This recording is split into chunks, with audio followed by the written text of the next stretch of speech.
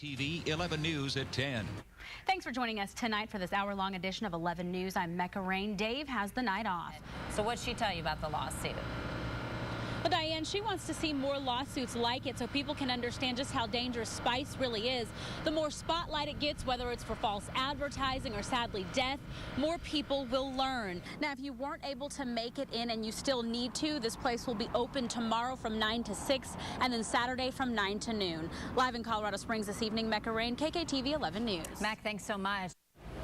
So how bad is it for business owners out here? It's pretty bad. One business owner we talked to tells us her gross sales $15 in the last 2 days, and that isn't enough money to keep anyone up and running. Live in Manitou Springs tonight, Mecca Rayne, KKTV 11 News. We have calls into the Baca County Sheriff's Office for information on human remains found yesterday. Here's what we know. The remains were found around 9 a.m. on Saturday in the county. Tonight, we have new information about this deadly crash. It happened last night at the intersection of Barnes and Iron Horse in Colorado Springs.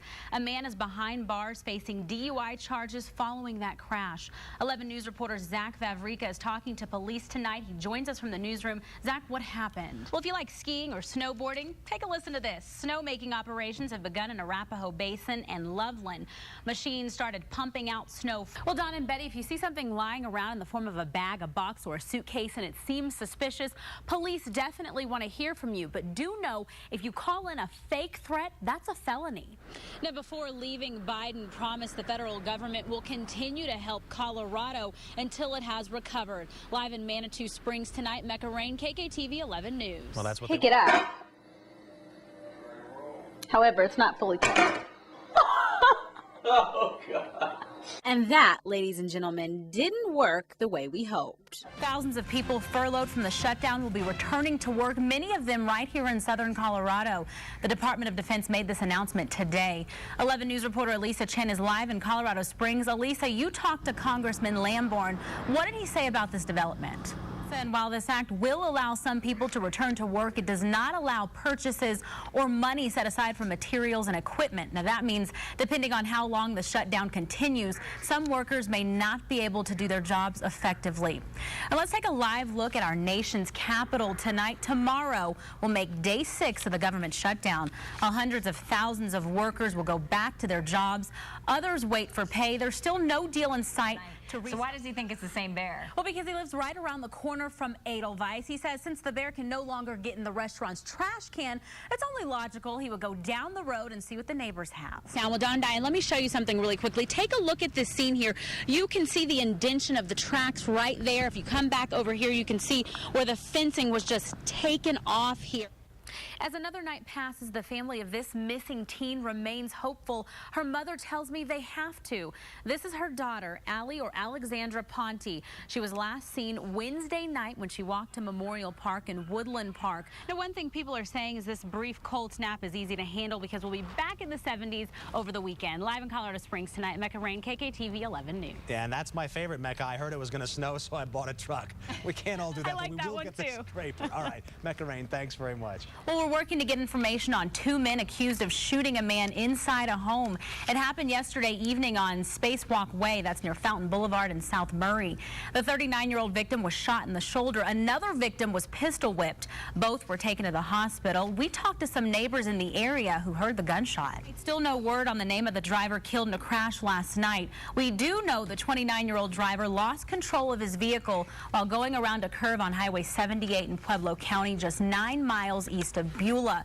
The car spun around, hit a guardrail, and rolled several times. Troopers say the man was thrown from the car. He wasn't wearing a seatbelt and died on scene. Crews are working to find out what caused a fire that destroyed the upstairs of a local office building. We stopped by the Inside Out building today near Potter Drive and Palmer Park in Colorado Springs. All right, Elisa, thank you. And we looked into Brown's background, and this is the first time he's been in any kind of trouble with the law in Colorado. 1 year ago today, 10-year-old Jessica Ridgway disappeared while walking to school in Westminster. A week later, police found her body. Today, hundreds showed up for the dedication of the Jessica Ridgway Memorial Park. The playground now has accents of purple on the slides and swings. Moving on to sports, the Broncos and Cowboys set for their showdown tomorrow. And I have to say, you know, I'm from Texas, so all my friends are talking about this. So everyone's talking about the game. Everybody's talking about it. Peyton Manning, too? Check out our weather with meteorologist Christine Rapp. Christine, I would like to describe the weather as fabulous and lovely. Yeah, you know, I'm not really going to complain about it. Some good news and bad news when it comes to gas prices. Still ahead on 11 News, how much more a gallon will cost in the coming days, and why it's not such a negative outlook if memory serves. Ephesians 2:20, built on the foundation of the apostles and the prophets with Jesus Christ himself as the chief cornerstone. That was just one of the Bible verses that Gary and Janet Mushton read right before burying their 35-year-old Bible underneath the foundation of their Black Forest home in 2004. If we were going to build a home and Jesus Christ is the foundation of our whole life, we wanted to be able to put a Bible under the foundation of our home. Their faith would be tested. The Mushtons' home was one of hundreds destroyed in the Black Forest fire. They could only hope that what was underneath that foundation was still intact. I'm thinking about right here. And it was, partly. Crews found the Bible in the rubble. He handed it to me, and there was that Bible, and I just couldn't believe that I would have ever seen that Bible again. And as the Mushtons move forward with plans to rebuild their new home, they say faith will be the foundation of that home as well.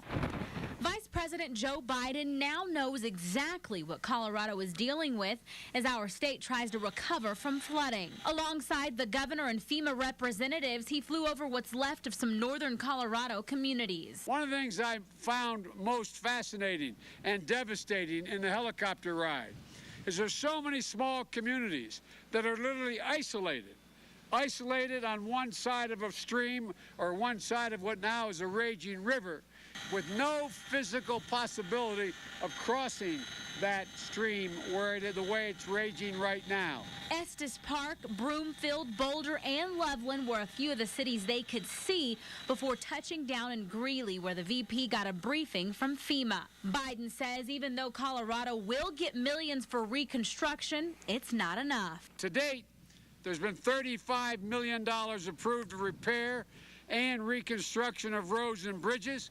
That's obviously not going to be enough, but it's going to continue to coordinate these critical infrastructure needs.